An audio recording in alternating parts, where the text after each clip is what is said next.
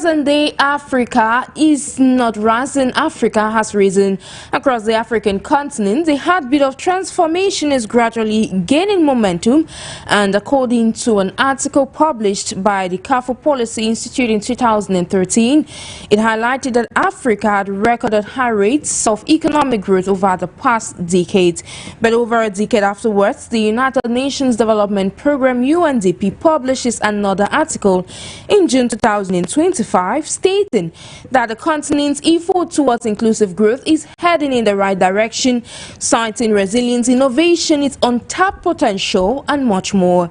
From the giant tech hubs in Nairobi, Kenya, to renewable energy farms in Morocco, from youth-led innovations in Lagos, Nigeria, to thriving creative economies in Kigali, a new Africa is taking shape. An Africa that is bold, unapologetically ambitious, and determined to define its own path. For this momentum to endure, growth must be inclusive. Growth that lifts rural communities, empowers women, equips the youth, and bridges inequality as per experts on the African continent. Today we explore this critical journey, the path to inclusive growth, where every voice matters. In Africa, every dream is valid and no one is left behind. Ladies and gentlemen, this is Talking Point on 4U Media Africa. You're welcome on board.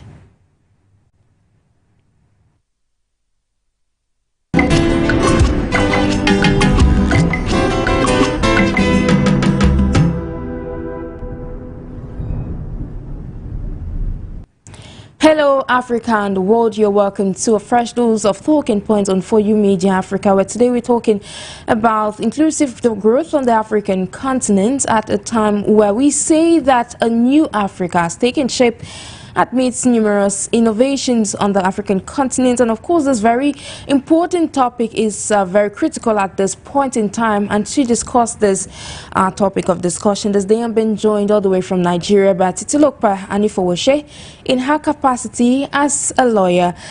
You're welcome, barrister. Cameroon, good afternoon to you. How are you doing? And well, thank you. It's great to have you on board, as we discuss matters that are important to the African continent. Equally, we've been joined by Dr. Stanley FONGOD in his capacity as a Pan-Africanist and economist and the CEO of CROSTON FINTECH. It's a pleasure to have you today, sir. Thank you so much, Sharon, for having me, and thank our viewers for joining in as well, and my co-panelists for tagging in as well. Thank you so much. Like we mentioned, Africa is on a path to more inclusive growth, while some experts, argue that this path has not yet been reached over the past decades. Some remain hopeful on the African continent that, of course, the African people can still do this, can implore inclusivity in all its ways. Now, to kickstart this conversation with you, TITILOPE, what policy reforms, in your opinion, are essential for African governments to ensure that we have inclusive economic growth access across all sectors, of the continent? And do you agree that a new Africa has taken shape? Very well. Thank you very much. I think first and most importantly is free and very free access to education. Exactly. Education is the basis of any civilization. Once the people of Africa have access to quality education, then we can be certain of innovation, of equality, or of equity across all segments of the society, whether it's rural, whether it's urban, whether male, female, educated, informal, whatsoever. First, education. Secondly, we have to look at connectivity of cities. When you can move, if you can live in community A and work in community B, when they are linked roads, when there are good roads that connect access to places, people can go to farm, people can have factories, people can do whatever it is that they want to do, and they'd be able to succeed without, being distance from one another. Once people also have access to quality health care facility, then you have higher expectancy rates for both old and young. When people have equitable access to fast financial institutions. Then people can be able to, save money without fear of the bank going moribund overnight. People can also take loans without interest that would ruin them. Then when we have strong digital infrastructures, it also means that you do not have to travel long kilometers to be able to gain access to certain things. You can make phone calls, you can use internet and all of that. And when people also have just access to land right, it means that even when they have all of these things, they can save enough money to be able to buy lands and properties, and also invest in infrastructure for future generations. So in my opinion, I think these are the core basics that every society, every nation in Africa should have to be able to get inclusive growth. Thank you, Mansley, Barrister TITILOPE, for that brilliant introduction. Now, to continue with you, Dr. Fongod, you listen to your co-panelists, and I'd like to drift a little. She cited, free access to education, the digital infrastructure, financial institutions, amongst others. But then, currently, as we speak, we have the Egyptian Foreign Minister, Abada Abdelati, who is on a West African tour to nations across the West African sub-region in a bid to see how they can connect, or his nation, Egypt, can connect with these other West African countries. We're talking of Mali, we're talking of Burkina Faso, Niger, Nigeria, and Senegal. And of course, these meetings, which should take place over the coming days, as he debuted today with Nigeria, will focus on issues around terrorism, boosting economic trade, investment cooperation, amidst other things. But then, when you look at, all those things that Titi mentioned so far, how can leaders, you're an economist, how can leaders on the African continent, strike a balance between foreign investments with the protection of local industries and communities in their respective sub-regions? Well, I think that there is something, quite beautiful about what my co-panelist said, and especially when it comes to us being able to open up the market, on the continent. I think that, when we look at the continent in relationship to its GDP, or we look at it in relationship to its foreign direct investments, that in itself does not say a lot about exactly the welfare of the people in this individual member state. I think that we have to be able to find ways in which we open up the local market and allow for local made goods, homemade goods within the continent of Africa to find market and expressions on the continent of Africa, rather than flooding the continent with foreign direct investments, which basically always comes with its own perks, which maybe some foreign corporation is coming to basically invest in the country, and that in itself basically putting the local market or the local farmers or growers or local industries in jeopardy. So we need to be able to make sure that we fully understand that. I think that there has to be that contract distinction between what a GDP will look like, and then what component of that GDP will have a lot to do with local made goods, which is extremely quite important. In that way, we are basically saying the private sector is growing, the private sector is doing what the private sector is doing, rather than having a lot of foreign direct investments coming in, and also at the back of that having a lot of exports, to which it is that most of the locals in these countries are not even participating in those economies. For example, I don't know exactly how many local people, are involved in something like petroleum. I don't know how many locals are involved in something like gold or uranium. So we have to be able to make sure that we boost up the local economy. I think that if we're able to do this from an economic standpoint, it's going to basically shape the way we look at the country. Secondly, or the continent. Secondly, I'm not a big fan, especially when it comes to the issues of us basically prioritizing the whole entire notion of terrorism, and which has been a problem recently over the last 2 decades on the continent of Africa. But I don't think that is basically our priority.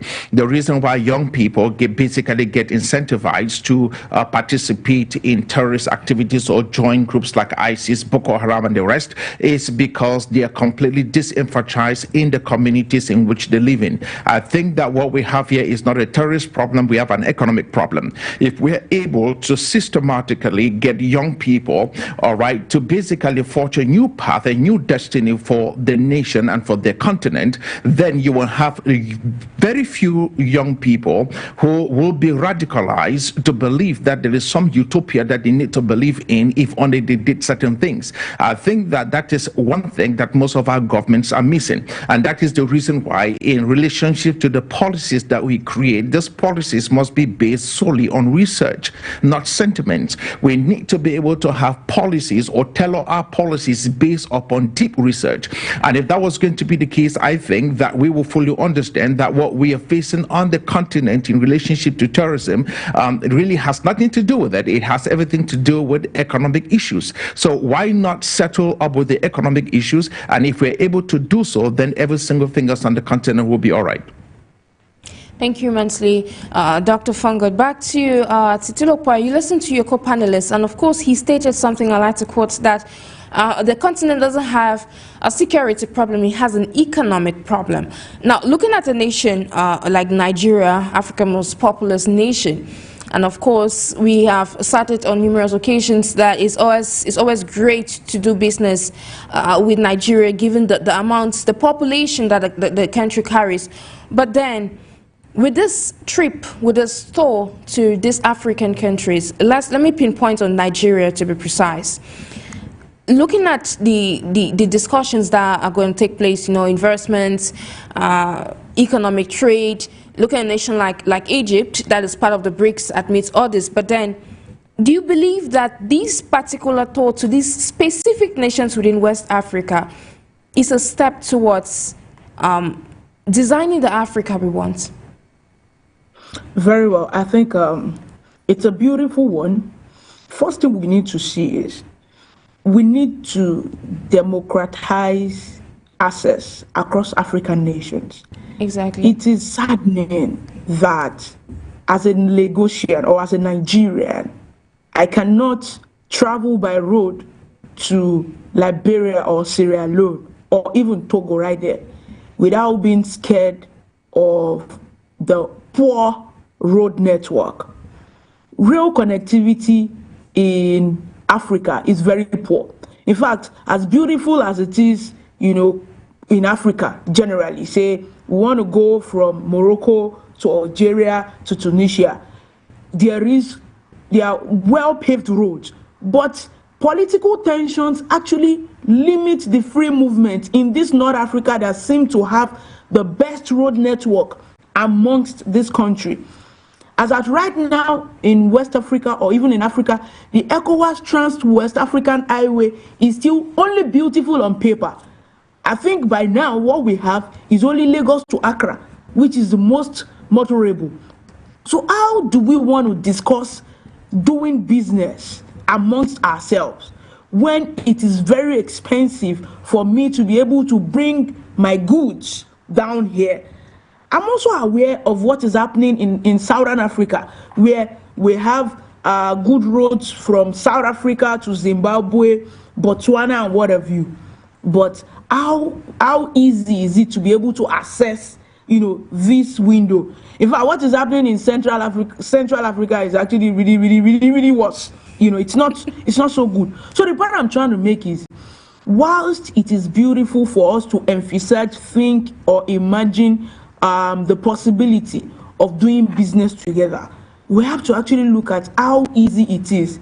For example, if I'm sending a product from Lagos to Ghana, yeah, and these goods are perishable, I'd rather use the air freight to be able to move them. Using the air freight means that what I'm going to be paying more. It is even ridiculous to learn that because I'm traveling from Lagos to Ghana, if I do not go through Air Peace, I go through Air Cote d'Ivoire, I'll have to first of all get to Abidjan before I get to Ghana, which is supposed to be about 1 hour trip from Lagos, Nigeria. So that increases the cost of doing business between us. So they would rather do what? Rely on products coming from China, which automatically was produced at a lower costing, was shipped into Africa at a lower costing. So first and foremost, we need to be connected, not by the color of our skin or the similarity of our intonation, but by access to one another. I also believe that once it is easy for us to be able to travel within Africa, we get to know one another better, you know, and then we get to do what? Influence one another with some of the beautiful innovations that's happening there. So it also means that I can actually have a business venture in Cameroon and have a branch in Lagos, Nigeria. What is stopping that? So the path to inclusive growth in Africa starts with connectivity. Exactly. Thank you. Connectivity, you know, on the African continent is essential when it comes to inclusive growth, and of course that's what we are talking about today. Over to you, Dr. Fongod. I liked the pace or what was set already by TITILOPE, and I'd like to pick up from there. In what ways can Africa's youthful population, because we estimate that Africa's youthful population is over, you know, half the population that exists on the African continent. So in that regard, how can that be transformed from being a demographic challenge into being a demographic dividend, if I might be able to use the word? Well, I don't think that we have any great difficulty actually on the continent of Africa when it comes to, you know, just how great the continent is in relationship to our demographic, especially the fact that we have the youngest population, youngest youthful population in the world, and it's going to increase drastically as we get to 2030 and all the way to 2050. I think that the world destination will have to be the continent of Africa. So especially in areas of AI, cybersecurity, blockchain technology, I think that we have a leading advantage, especially on the continent of Africa, where we seem to have a leapfrog in especially, you know, many tech areas. If you look at the continent of Africa, even by the time we started talking about issues of blockchain technology, useful applications like cryptocurrency, we were already having a form of cryptocurrency on the continent of Africa, which is called mobile money.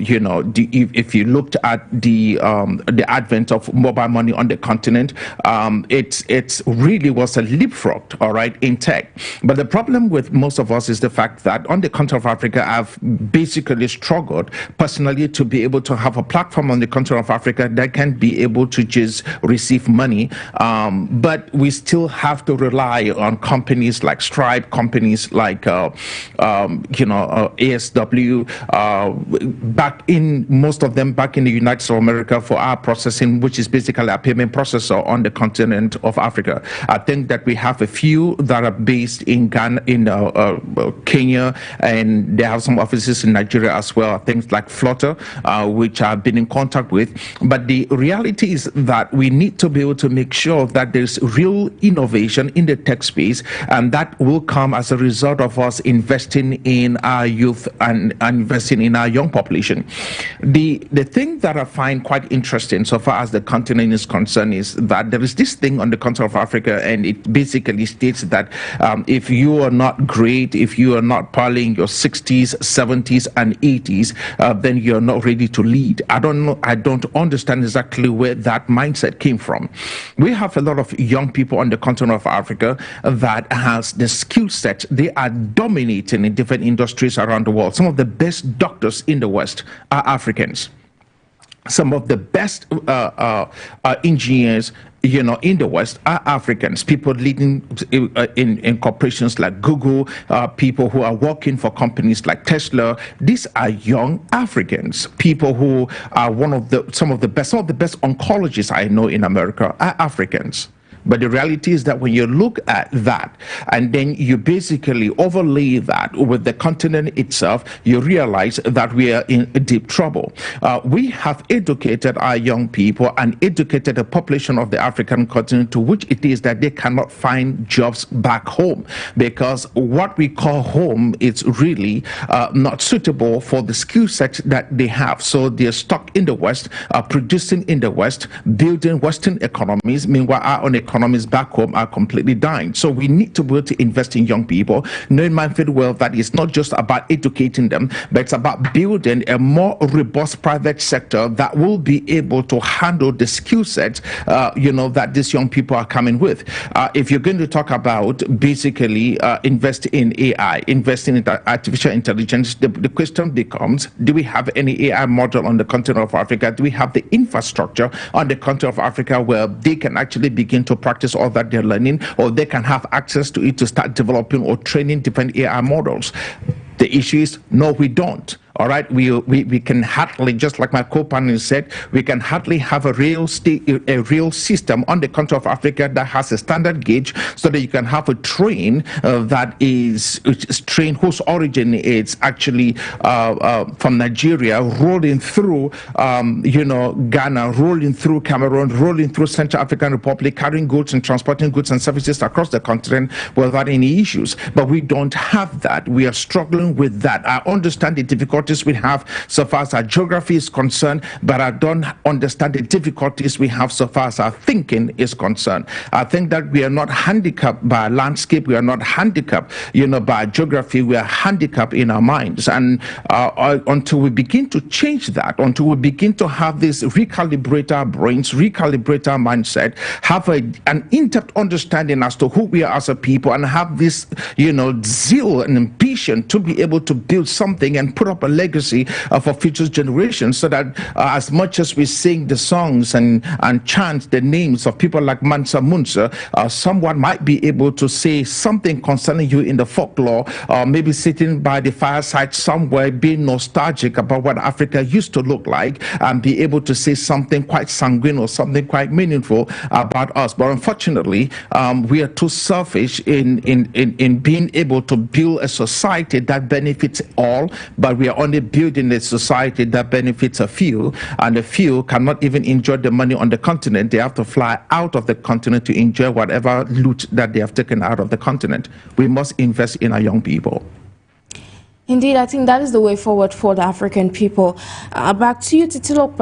I remember your book on Lead Stream's Journey to Tranquility, or you cited how you navigated the troubles into becoming the leader you are today.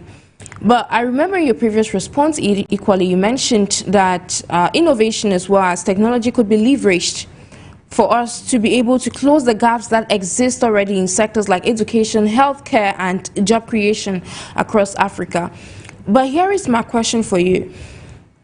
Being the leader you are today, amidst all you've started so far, what practical strategies can we ensure that groups that are often considered as marginalized, like, let's quote, women, rural populations, people living with disabilities, are not left out in this growth agenda of the African continent? Well, thank you so very much. I think, first of all, Africa is not the future.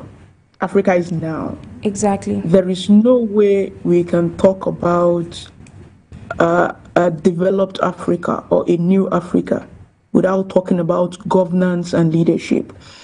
And whilst it's going to be beautiful for me to say, oh, we youth, we women, we marginalized Africans, these are the things we need to do, these are the things we need to do.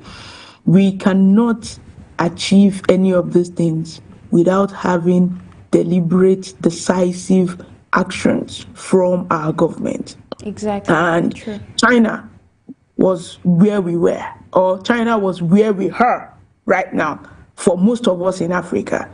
And there are practical ways in which they are applied to be able to be in the position that they are right now. China, Singapore, Dubai. I mean, there are books about it. Anyone can read these books. So, first, we need to have strong policies Policies not just good only for the headlines of newspapers and media houses. Policies that encourage mass entrepreneurship, innovation, and also what futuristic education. All across Africa, we have schools in rural communities. But what exactly are these classes given to the students? We are still in an Africa where we still draw images of the computer on the board to tell people this is what a monitor is, this is this is that. In 2025, there is no way you can infuse the analog thinking into kids and expect them to churn out scientific, innovative ideas that will be relevant for the 21st century. There is also no way that you can even give them access to knowledge that would enhance their thinking to be able to bring innovations that is worthy of the 21st century without giving them backings for them to be able to implement these things. DJI, Xiaomi, these are technologies that almost every tech savvy person knows. These ideas were built by young students of China. We all know that for you to be able to build a startup or even a business as little as producing cashew or converting nuts to oil, you need machines. Now, if you are marginalized, if you are like, say something trending in Nigeria right now, if you're a Lapo, not a Nepo, if you're not from a rich background, you should still be able to have access to decent support when you have a government that works. When there are government designated innovation and entrepreneurship demonstration bases, not just in tertiary institutions, but starting from primary and secondary schools. When people have access to fundings, when people have, when governments invest so much money in research. Now, how did China get to where it is today? China was deliberate. China started from somewhere, and one of the ways they started is by investing so much in research. Taobao, Alibaba, WeChat, and whatever. We have all of those things. So I do not believe, yes, whilst we have persons who do not have leverage, I do not think that a state, a community, or a country that has serious-minded, deliberate government would ever have people who would designate themselves as what? Who would designate themselves as a minority. Because nobody should be minority. In fact, our skills, our development, our vocational training, how we are able to harness our rural and grassroots resources is what builds what a nation. Every nation has villages. It's just about the sort of schemes and systems that we put in place to be able to tap into the resources that we have in these numerous rural communities that makes organic farming into what? Worldwide. For every woman listening to me, for every young person listening to me, you are as great as your mindset, and you are as good as the assets that you have. And then right now, everybody is on the same pedestal. Why? Because we have internet. So nothing, no level of information or knowledge is hidden from you if you know www.google.com. There's so many opportunities out there on the internet to learn. You can literally not know how to repair a phone, and you can just check a video on YouTube and you learn how to repair that phone. So how do you designate being minority or being, I don't know, what was that term you used? Marginalized. Is it by marginalized? So are you marginalized by your access to information? Are you marginalized by your access to wealth? Are you marginalized by your access to political commonwealth? What gives you wealth? What gives you power if you have knowledge? Since everyone has access to the internet, I do not think that there should be anything stopping us beyond, of course, getting deliberate, serious-minded leadership across our nations in Africa. Thank you.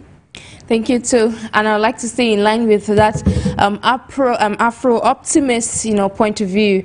Now, with you, Dr. FONGOD, you mentioned earlier on that the African has a lot of potential which still needs to be tapped, and it's in sync with what Barrister TITILOPE stated earlier on. Now, being an economist, and I mentioned equally that you align yourself with like being an Afro-optimist. In that regard, could you identify some sectors of Africa's economy that hold great potential on the African continent that still needs to be tapped? By the way, I think that we need to focus a little bit more about Africa's value chain. And I think that that is an area in which most of us have not taken advantage of. And the reason for that is because if we start talking about any economy where we farm cocoa, and then we import cocoa products, that is actually not even a value chain. That is as sick as anything else. I've made mention of the fact that there is a city right here in the United States of America, which is the state of Pennsylvania. There's a city outside of the capital city of Harrisburg, Pennsylvania. It is called Hershey, Pennsylvania. If you have ever eaten chocolate from America, you'll see something called Hershey chocolate. They manufacture those chocolate right there in Hershey, Pennsylvania. The GDP per capita of Hershey is bigger than that of per capita than that of the country like Ivory Coast and Ghana combined, and yet these two nations basically produce almost 60% of the world's cocoa. And the reason why I state that is because all Hershey does is just convert cocoa beans, all right, into chocolate products. They don't farm anything called cocoa, okay, in Hershey, Pennsylvania. All the farming takes place around the world, but yet they decide exactly what the price of cocoa will be in the world market. What is the disadvantage to the farmer? Normally, if you know anything about farming, the person who basically farms and the distributor of the farm products, the distributor makes more money, and the stores, basically make a whole lot more too than the local farmer. We have to be able to figure out on the continent of Africa, when it comes to us understanding our value chain, to make sure that we fully hawk the value chain. The two things that is working for us on the continent of Africa is that we have the market. The market is there, and I've always thought about the fact that we have different markets, 54 different countries, 54 different markets having their own different currency, and how difficult that can be. But if you have to think about it a little bit from a more holistic approach, that is not 54 different issues that we have. That is actually 54 different ways for us to be able to scale. And I don't think, and that is a unique opportunity that the continent has that nobody else is, actually no other continent around the world actually do have. And so we have 54 different ways to be able to look at a particular market, to look at exactly, from a very holistic approach, what the people like, how the people are like, what is it that basically makes them like a particular product, what is it culturally about them that basically gives them, the competitive advantage, or any company a competitive advantage over another company in a particular region. If we're able to just fully understand this, then that is actually the power of us scaling, not just within those particular regions, but finding similar markets on the continent and doing same, and also outside of the continent. Because believe me, with 54 different variations on the continent of Africa, there is always going to be a possibility of finding different markets around the world that might have similar ideas, similar cultures, similar proclivities. I think that we can be able to do that. So that being said, I think that we really must be able to look at the continent and do one primary thing, one basic stuff. We need to be able to grow the private sector. Look, most politicians comes into power and the idea is, this is what I have done. One of the things that makes me hate Nigerian politics is either it is APC or PDP. I can't stand stand the politics in Nigeria because of how demented, how stupid, and how arrogant politics is in Nigeria. Somebody comes into power and there are substantial gains that this particular party has made. Well, we have to undermine everything that the previous administration did so that we can be able to better prepare ourselves and place ourselves, in front of the voters, for the next election. All right. Countries are not run by elections. Countries is not about election. Progress is not about elections. Progress is about actionable policies that enhances the life of the people for generations, not just for 3-4 years because we are trying to win elections. We have to be able to start thinking about putting money in the hands of the private sector, opening the private sector open to which it is that the government has absolutely no control over. The problem with us on the continent is this. We want to do something so that we can be able to say this political party did that, that political party did that. Who cares about your political party? We are talking about the survivor. We are talking about the survivor of the nation, the survivor of the continent. We are talking about building a robust continent. For example, you talk about China. My co-parents talking about China. If you look at China, the Great Wall of China, China's gigantic Great Wall, for example, it took over 2,000 years from the 7th century BC to the 17th century BC, 2,000 years, over 9 different dynasties for the construction of the Great Wall of China. They had one agenda, one mindset, one goal, one ambition: construct the wall. It didn't matter which dynasty, which dispensation, it did not matter. For over 2,000 years, when a child was born, that child was born with their eyes set on that particular wall, and they knew what the mission was, and that mission was to complete the wall. Unfortunately for us on the continent of Africa, we're too much selfish in such a way that we do not understand that if we can just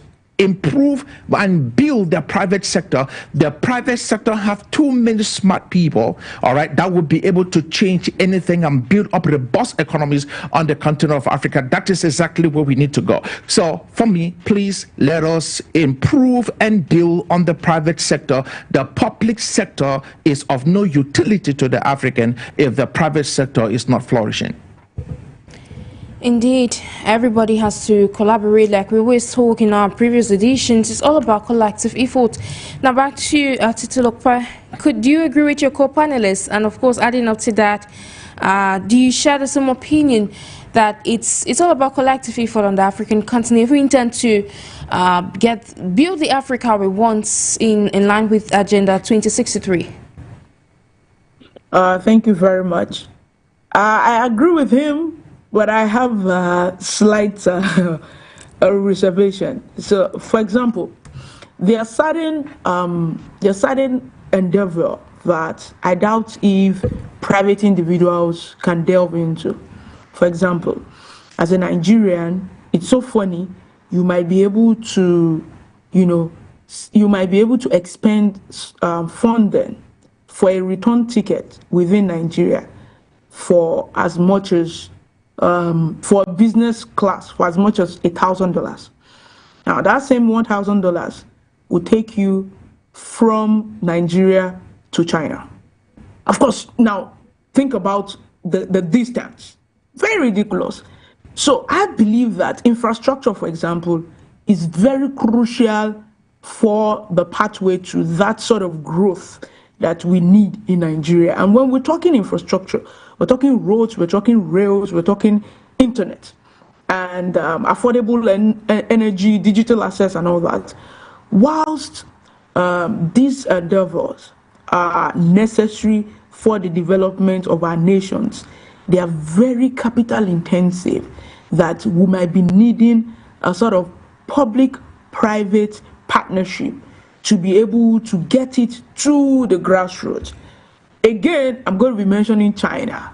China's fast rail.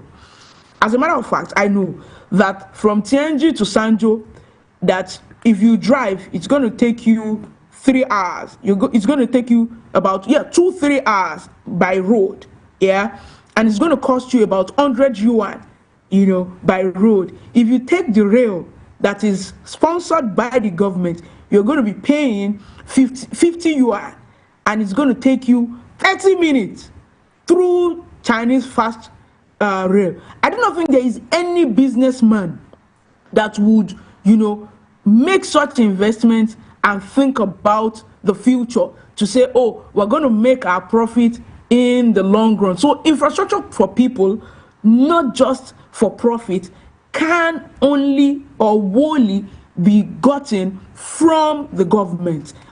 We can also look at the angle of roads. In Nigeria, there are certain highways that if you take the road, you have to pay tolls. That is because of a private-public partnership. But at the end of the day, even though you're paying a fragment to use the road, you are rest assured of consistent maintenance of that road. So we, as Africans, we need to realize that not everything is free. So it all goes down to what? Governance and democratic accountability. So growth without good governance, in my opinion, is just like playing card in Las Vegas. A new Africa must tackle corruption, mismanagement, and elite capture of opportunities.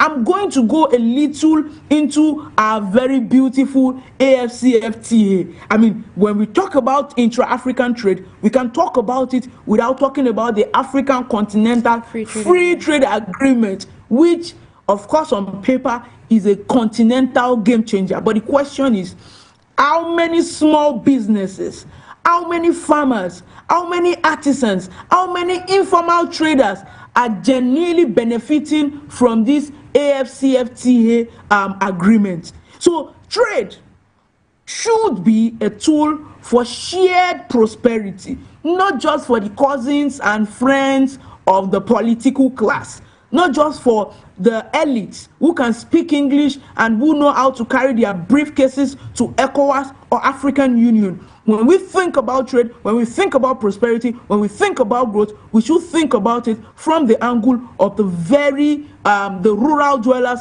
the women, the youth who are marginalized, like Sharon mentioned. Thank you very much. Anyway, that was just, in quotes, was a tentative and not an affirmation. However, if you're just joining us, ladies and gentlemen, this is Talking Points on 4U Media Africa. We're discussing the pathways to inclusive growth on the African continent with our guests, Barrister TITILOPE ANIFOWOSHE and Dr. Stanley FONGOD. So now, moving forward, back to you, Dr. FONGOD. Having listened to Barrister TITILOPE on that one, how can Africa, in your opinion, redefine its partnerships with the global north and the global south, to foster mutual benefit and respect vis-a-vis how Africa can move forward? Well, the whole entire continent, it's actually in the global south.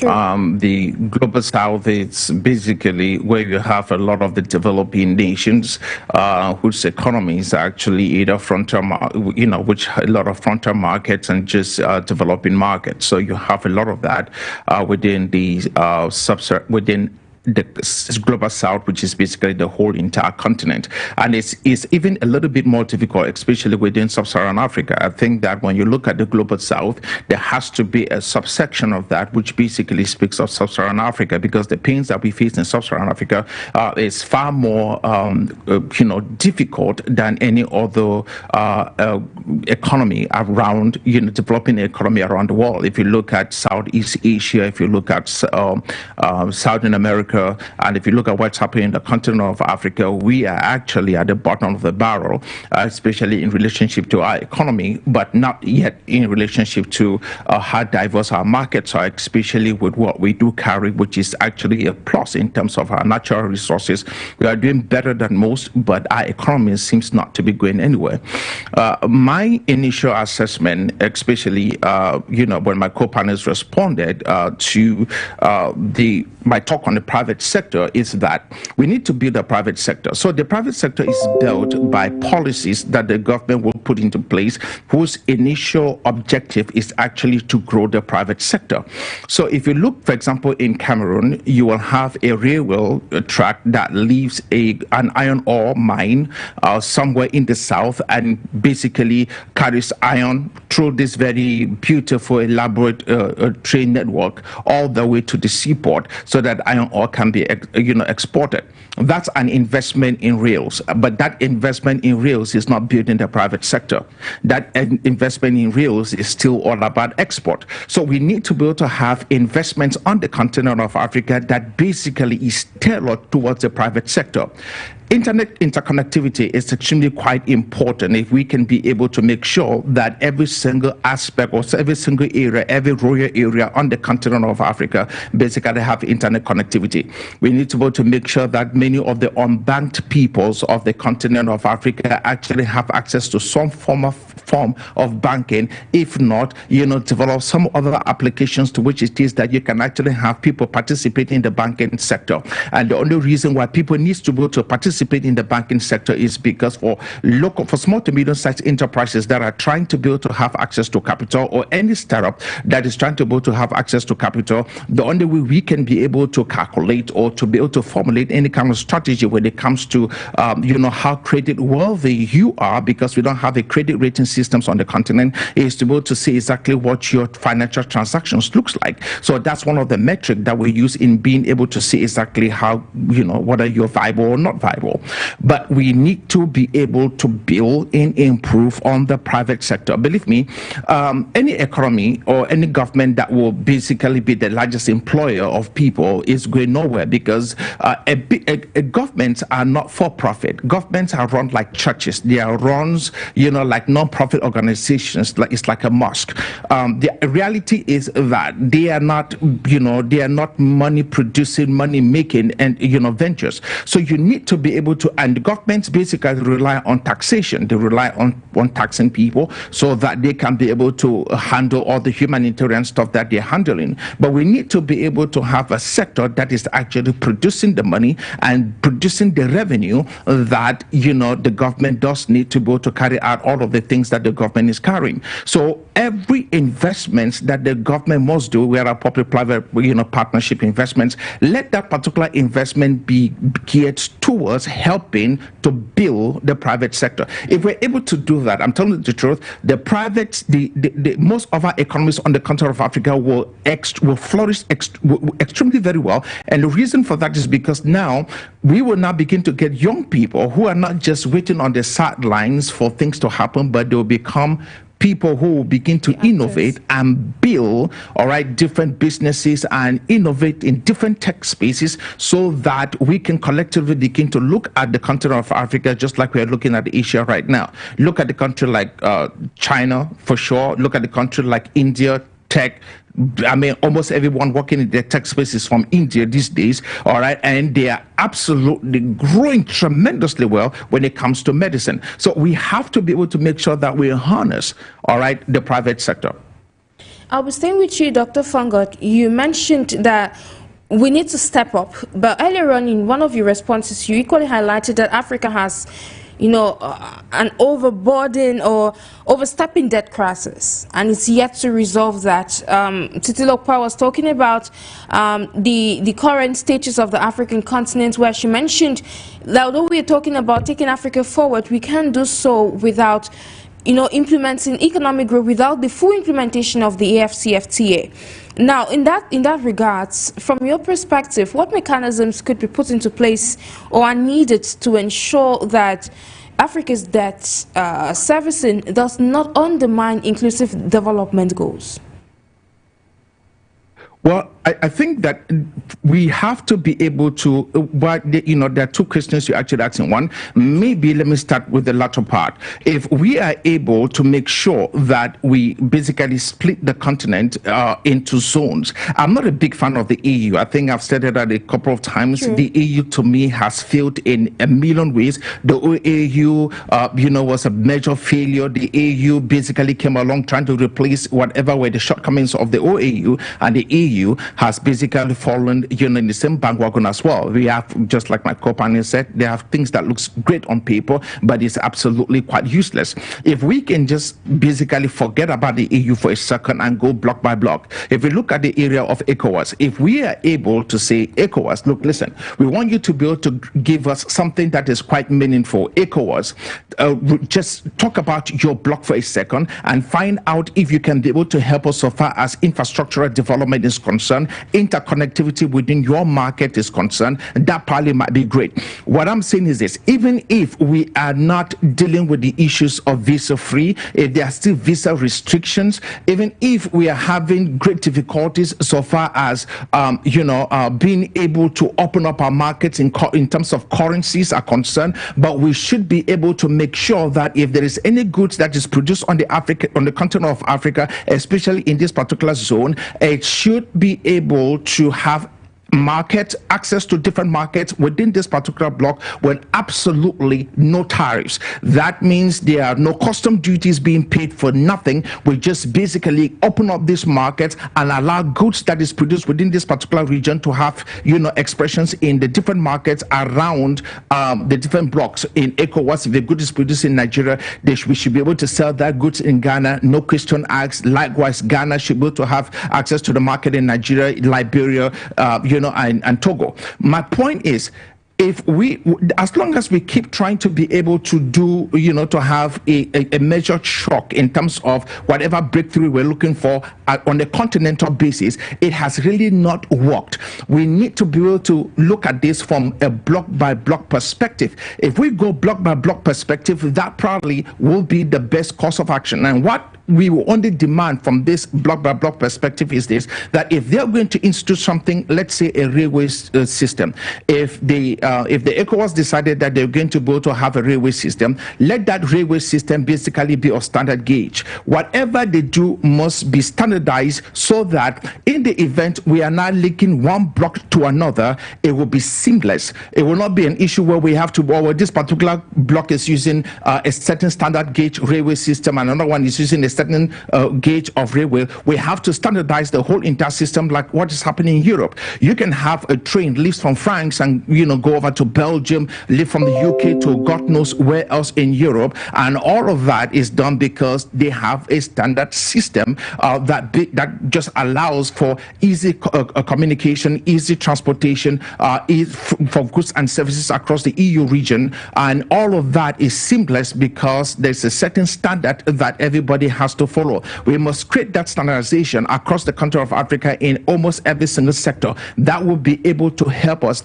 And I think that we must also bring this towards education. I think that there has to be, for example, why should a medical doctor graduate from Nigeria and not be able to practice in Kenya, or graduate from Kenya and not be able to practice in Nigeria?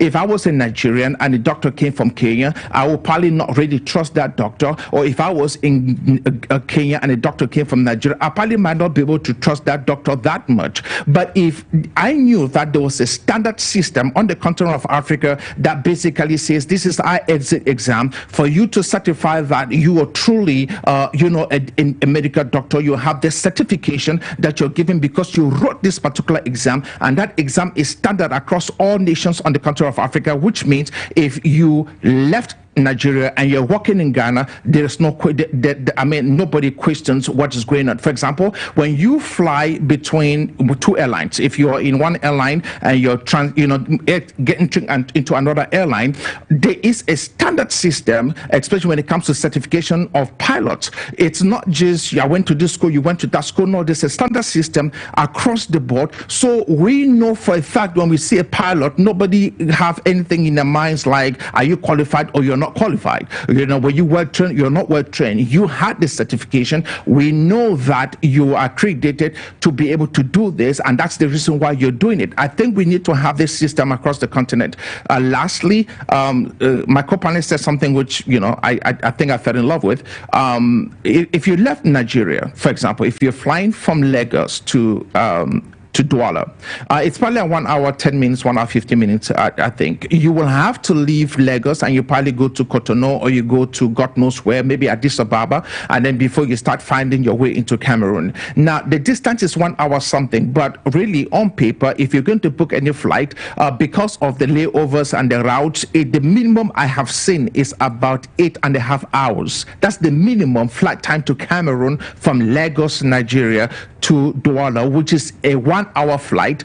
The minimum I've seen is about 8 hours. We're talking about the cheapest rate being close to about $900, and the most expensive maybe about $4,000. It is cheaper for me to leave Lagos and fly to Paris than is it, which is about 6 to 7 hours away, than is it for me to leave Lagos and fly to Douala. We have there's a great disconnect on the continent, and obviously that is some things that we have to deal with, especially when it comes to I think that's an issue with Cameroon and with all the regulations that is happening within Cameroon, and that is quite symptomatic to French nations, because if you consider traveling from Lagos to Accra, Ghana, with a company like Epis, all you're paying is close to about $200 to $300. That in itself, it just tells you exactly where we are, especially when it comes to the Francophonie issues on the continent of Africa and those other countries that are not, French leaning. So those are some of the studies we need to make, so that when we ignite the policies or we're talking about opening markets, we need to fully understand exactly what's going on, the different dynamics in play within one nation and another. Exactly. And of course, I'll be coming back to you because we're gradually coming to the end of today's edition of the program. Meanwhile, Titilope, you listen to your co-panelists, and from your own perspective, what models, inclusive models, do you think needs to be put into place? Because on numerous occasions, we have cited that the rest of the world considers Africa a very rich continent, but Africa seems not to realize how rich it is. So what models could be put into place to ensure that, Africa becomes that center of attraction, which is often being regarded as, but it still doesn't know what it is? Thank you very much. First, whilst they think we're rich, they give us a lot of loans. I believe that the antidote to debt is not just money. For we Africans, it's more of discipline, creativity, and unity. I also know that Africa doesn't need pity. In fact, what we need more is policy, prudence, and production. I know, from what my co-panelists mentioned, that a lot needs to be done. But with regards to this issue with our wealth and how we spend it, I think there's an area that we aren't really looking at. It's our revenue. Nobody wants to accept that we really need to widen our tax net. Statistics says that Africa loses $88 billion annually to shady deals and tax evasion. I don't have the figures, but I know that a large percentage of African nations have not even gotten to the stage where they digitize their revenue collection. And when we're talking about tax net, it's not just about raising the rate, but formalizing the informal sector, the informal economy, without killing it. We need to prioritize productivity. We need to get serious about not just borrowing money to pay salaries, but to build assets. Whilst we talk about BRICS, it's beautiful that nations can now relate with bigger countries with regards to getting support. But why aren't we assessing this support, these loans, as a block? Why are we not investing in agriculture, in tech, and renewable energy? Why are we not having a sort of swap? Sending our students, the ones who merit it, not kids of politicians, to these so-called European nations or to these so-called developed nations, like something like a debt for education swap or a debt for climate swap. Or not just asking for forgiveness, but asking for serious debt restructuring. I believe that it is very, very important for us to actually build some sort of shock absorbers through our diversification. Liberia recently discovered oil, and everyone is excited about this oil. And for me, as a Nigerian who knows the history of how Nigeria moved from a nation that had diverse sources of income to relying solely on oil, minerals, and aids. Yes, oil, minerals, and aids. I get scared. Why aren't we developing our tourism? Why aren't we getting serious about our creative economy? Why aren't we investing in digital services? Why aren't we getting deliberate with our agribusiness? Why aren't we building resilient public health and food system? Our heads of state, our politicians, they get medical services abroad. Why don't we have laws that prohibit them from getting medical aid abroad? Why aren't we getting serious with educating our population politically and financially? In fact, sex education, finance, and politics seems like taboo in African homes. People do not teach their kids how to be financially prudent. Africans are naturally big spenders. When somebody celebrates a wedding ceremony, the person would even go on to borrow money. Some people do not have good jobs, yet they spend thousands of dollars celebrating the funniest things ever. Citizens must understand where money goes and why borrowing matters. And we have to educate our citizens to demand accountability from the leaders. I believe that if we are able to create these platforms, not just for youth advocacy on paper or youth advocacy on the TV, but decisive, deliberate think tanks and innovation hubs, I do not think that Africa would ever have a problem. Isn't it ironical that a continent with a huge youth population isn't even assured or isn't even certain of a beautiful future?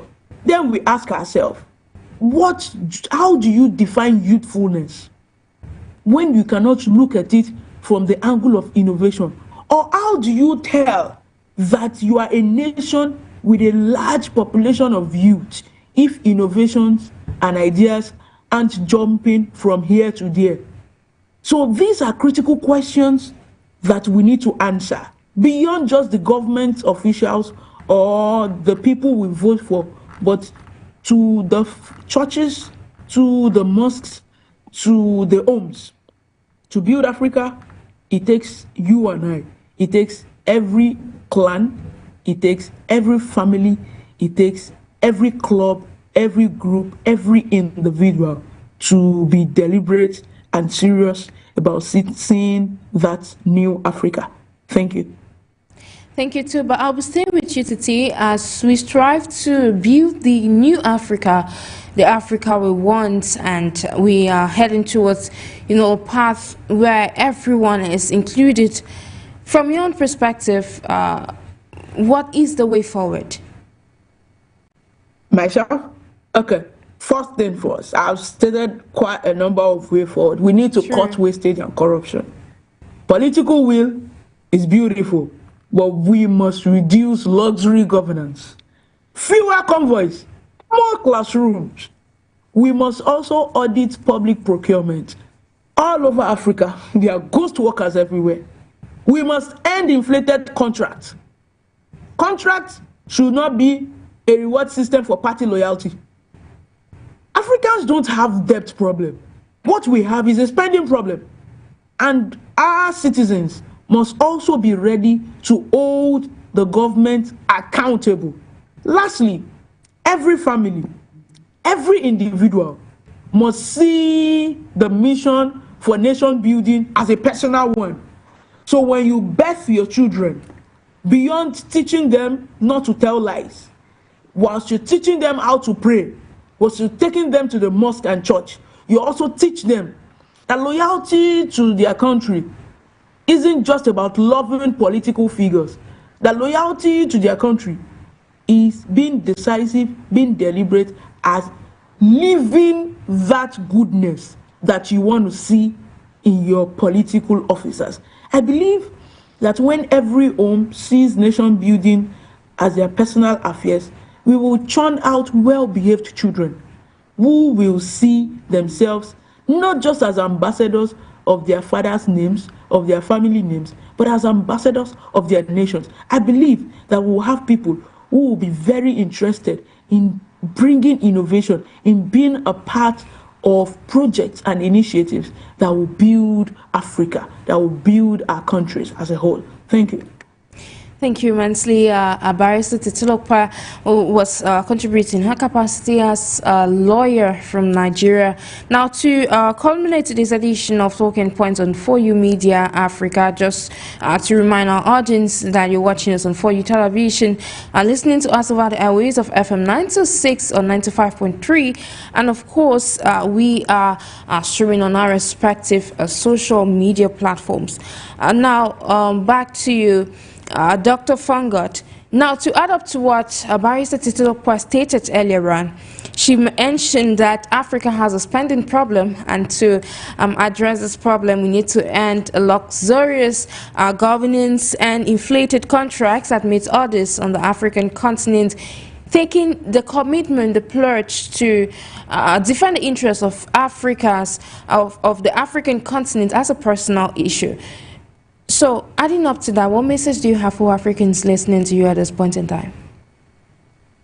Well, I think that I will probably start with the great philosopher Lapiro Dimbanga. He was a Cameroonian singer. Lapiro said something quite amazing. I'm going to translate that subsequently. Lapiro said that the problem we had, in the nation was that we kept talking about the national debt. We so much sang that song that the Bayam Salams, the local traders, the guys on the bike, the Bensikines, and the guys riding the motorbikes, they call in Nigeria KK and whatnot, we tax everybody to the high heavens because we had to pay this national debt. And the question he asked was this: what was the amount of that national debt? How much money have we paid so far? What was the interest rate and how much is left? And then he concluded by saying that nobody knows. And then he says, this one are grand fair for fee. If you're not from Cameroon, you'll not get it, but to my Nigerian co-panelists, what that means is this is the biggest 419 you have ever seen.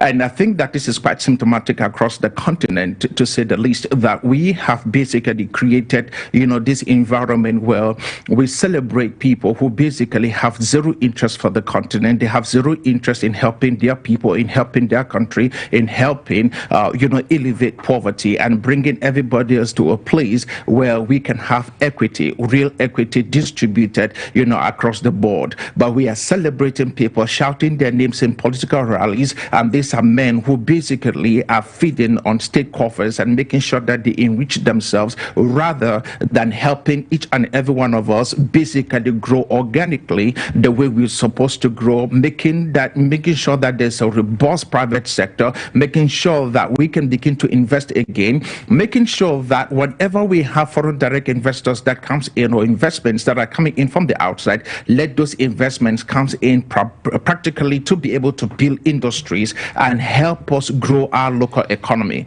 Unfortunately, that's not Africa's story, and in that individual nations, that is not primarily who we are. But I'm quite optimistic about the continent. I'm optimistic about where we stand, especially at this vantage point in the 21st century. We are at the crossroads for sure, but that crossroad is not because we do not know the direction to which it is that we need to go. The crossroad is because the populace, the population, young people they are desiring, they have been angry for too long, but they are now desiring for a change on the continent. They are believing that there's a direction to which it is that we need to take as a nation and as a continent.